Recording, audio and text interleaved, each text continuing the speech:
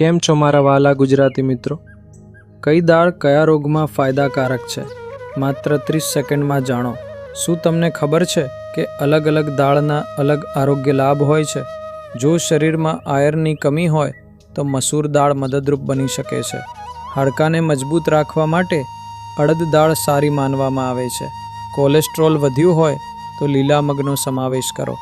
પાચન તંત્રને સુધારવા માટે મગદાળ હળવી અને ફાયદાકારક છે.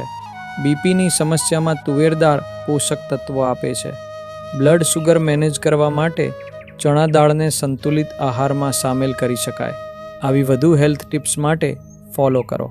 દાળ માત્ર પ્રોટીનનો સ્ત્રોત નથી, પરંતુ આરોગ્ય માટે અનેક રીતે ફાયદાકારક છે.